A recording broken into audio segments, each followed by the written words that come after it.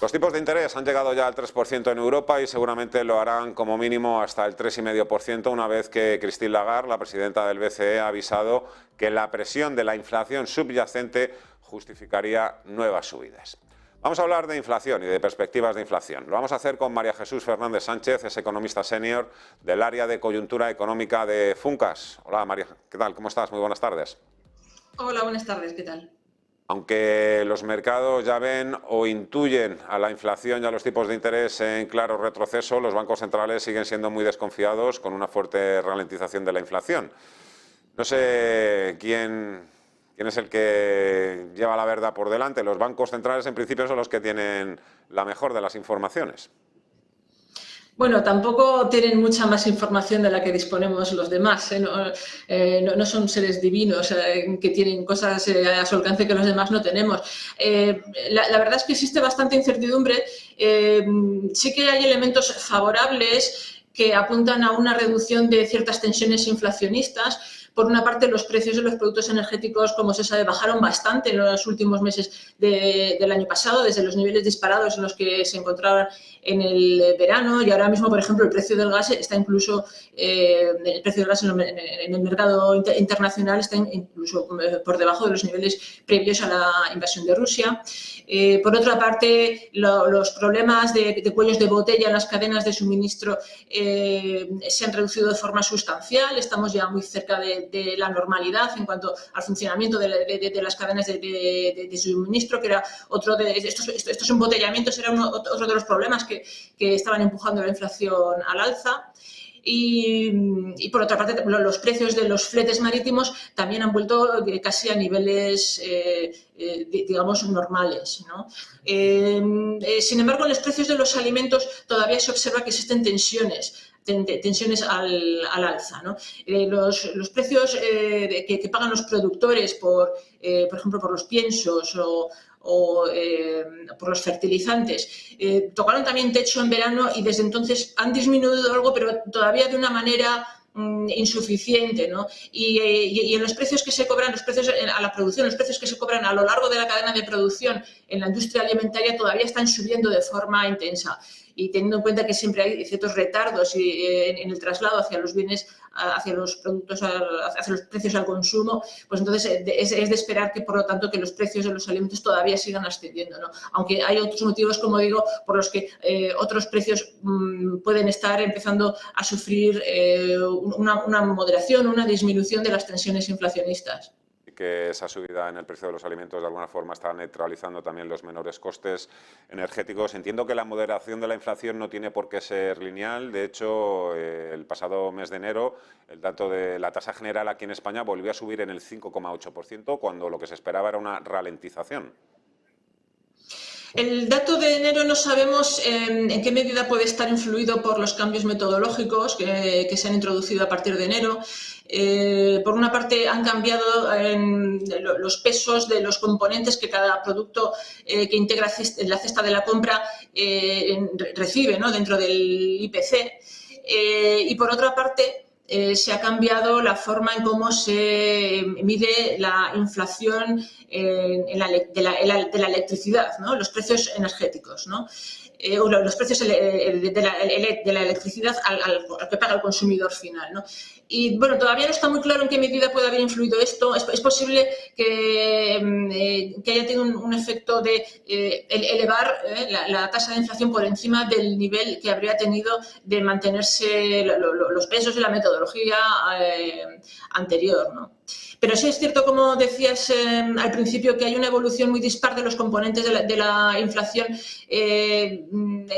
hasta el mes de diciembre, ¿no?, desde el verano hasta el diciembre, que por una parte bajaron los precios de los productos energéticos y por otra parte siguieron aumentando los precios de los alimentos, también de los servicios, de tal forma que el encarecimiento de los alimentos y también de los servicios y otros bienes fue compensado con la caída de precios de los productos energéticos, de tal forma que el precio del total de la cesta de la compra se ha mantenido más o menos estable, ¿no? Desde el mes de agosto se ha mantenido más o menos estable. Lo mismo ha ocurrido en Estados Unidos, en los países europeos también se ve esa estabilidad del índice más recientemente, igual que en España y que en Estados Unidos, pero estas tendencias se observan, ¿no? de forma generalizada. Esto es lo que ha hecho que descienda tanto la tasa de inflación y lo que hace tener unas perspectivas un poco más favorables de cara al año que viene, pero bueno, de cara a este año, mejor dicho. Pero bueno, hay todavía muchas incertidumbres con respecto a cómo pueden evolucionar los precios de los productos energéticos, incluso aunque las tensiones en los precios de los alimentos empezasen a minorarse. En el caso de los precios energéticos, pues la verdad es que no es probable que se mantengan en los niveles tan relativamente reducidos en que han estado durante el otoño y lo que llevamos de año, ¿no? Es imposible que vuelva a haber otra vez tensiones en el mercado del gas. Se cuenta, de hecho, con que en el mercado del gas volveremos a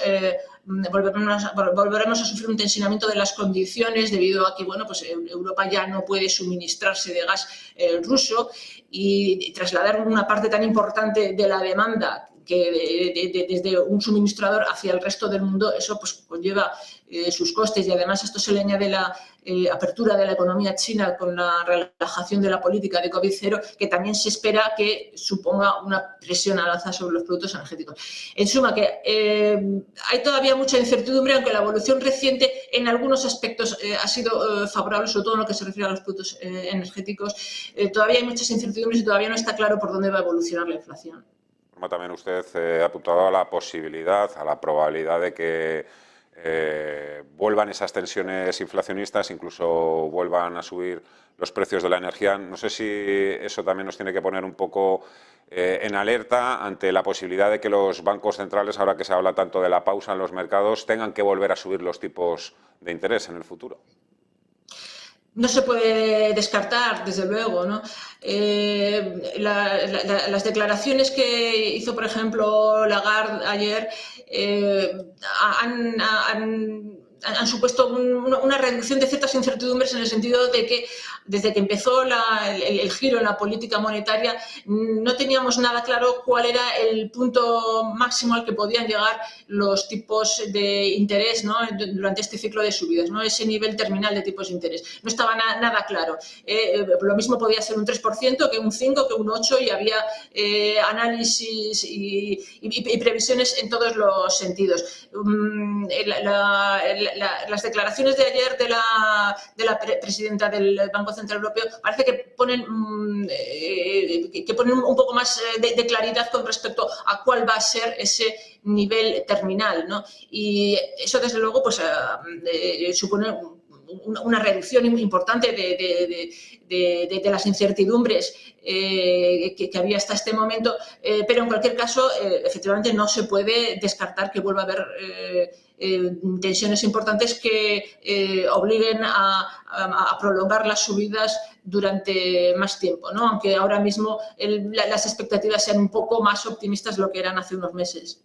Se ha ido perdiendo de alguna forma el miedo a la inflación general. Lo que sí que estamos viendo o estamos asistiendo a incrementos en la inflación subyacente. En el caso de España ha superado ya la tasa general, no solo en España, también en otros países como Francia o como Bélgica. ¿Cómo hay que interpretar este hecho y qué consecuencias puede tener? Sí, ese aumento de la inflación subyacente, que como saben es la inflación que excluye los productos energéticos y los alimentos no elaborados, procede fundamentalmente de los alimentos, ¿no? De los alimentos no elaborados, claro. Perdón, de los alimentos elaborados, claro. Y también de los servicios, aunque en bastante menor medida, ¿no?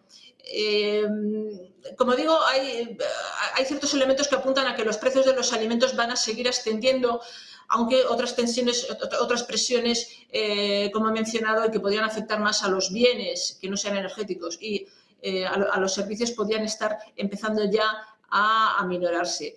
Evidentemente, lo que afecta a la capacidad de consumo de los hogares es la evolución del conjunto de la cesta de consumo, ¿no? En este sentido, pues si los precios de los alimentos, si la subida de los precios de una cosa se compensa con la otra, pues en general, o de media, se puede decir que la cesta de la compra no se encarece, que es lo que sucedió en el último tramo del año pasado, ¿no? Pero, bueno, en cualquier caso, eso no significa que no deje de ser preocupante esa tendencia ascendente de los precios de los alimentos, que por el momento es difícil poner una fecha límite de cuándo puede frenarse, ¿no?, esta subida. Algunos economistas, hace unos meses, coincidiendo sobre todo con los fuertes repuntes inflacionistas, decían que una vez que la inflación supera el 8%, como ha sucedido, habría que esperar años. Ellos hablan de años para volver a tasas más cercanas al 2-3%. Avisan o advierten de alguna forma de que también nos estamos metiendo de lleno hasta el fondo en una década que volverá a ser inflacionista, muy distinta a lo que hemos visto a lo largo de, por ejemplo, la última década. Esto es así. Veremos, hay que acostumbrarse ya a ello, hay que tener esto en la cabeza, que entiendo que ya inflaciones por debajo del 2%, tal y como está ahora mismo el mundo y también la geopolítica, las materias primas o la energía, va a ser difícil reconducir esa inflación a esos niveles del 2%. No estoy yo muy de acuerdo con ese análisis, ¿no? En otras etapas muy inflacionarias que hubo, pues por ejemplo, en los años, al final de los años 70, en los años 80, las políticas monetarias eran también diferentes, ¿no? Hasta que llegó Paul Volcker en la Reserva Federal en Estados Unidos y dio un giro importante, las políticas monetarias no se utilizaban de una manera tan activa como se utilizan ahora. Además, la economía funcionaba de otra manera, ¿no? Los fundamentos económicos eran muy distintos a como son en la actualidad. La globalización ha alcanzado unos niveles que hacen que la competencia sea muy intensa, y esto dificulta también que existan tasas de inflación elevadas. Esta es una de las razones que explican que las tasas de inflación han sido tan reducidas durante los últimos años. Y esas condiciones yo creo que siguen existiendo, ¿no? Es cierto que vamos hacia un mundo un poco diferente hacia el que hemos tenido en los últimos años, en el sentido de que es posible que haya un cierto desacoplamiento entre bloques económicos. Por un lado, un bloque centrado en China, por otro bloque centrado en China, Rusia, y por otro bloque centrado en los países occidentales, y que esto puede cambiar un poco esas dinámicas de globalización y de impacto sobre las tasas de inflación que hemos visto en los últimos años. Hay otros factores que también van a empezar a tener peso a partir de ahora, pero no sabemos en qué sentido. Un peso muy importante en cómo evoluciona el conjunto de la economía en sí, y la inflación en particular, como es los factores demográficos, ¿no? El envejecimiento de la población en los países occidentales va a empezar a acelerarse en los próximos años. Eso también tendrá un impacto. Lo que pasa es que tampoco sabemos muy bien en qué sentido será este impacto, ¿no? Es decir, vamos hacia un mundo que por diversas razones va a ser diferente del mundo que hemos visto en los últimos años, pero en cualquier caso yo no creo que se pueda aplicar eso de que fijándonos en lo que ocurrió en el pasado, descender desde tasas de inflación actuales hasta niveles del 3% vaya a ser algo que lleve años, ¿no? Las políticas monetarias son ahora bastante activas, y pese a todo el nivel de globalización sigue siendo un factor importante, ¿no?, que limita estas posibilidades de que los precios aumenten a unas tasas muy elevadas, ¿no? Siempre y cuando, como digo, bueno, las políticas monetarias hagan su trabajo, ¿no? Bueno, pues la conclusión es que no hay verdades absolutas, nadie sabe realmente si se ha terminado o no la lucha contra la inflación. La historia siempre es un buen punto de apoyo para entender lo que ha sucedido en el pasado, pero evidentemente el futuro también está lleno de nuevos retos, ¿no?, y nuevos desafíos. Veremos lo que va sucediendo. En cualquier caso, nos ha ayudado mucho a entender cuáles pueden ser las perspectivas inflacionistas a medio plazo. María Jesús Fernández, economista senior de Funcas. Ha sido un gran placer. Muchísimas gracias. Hasta la próxima. Buen fin de semana. Gracias, hasta luego.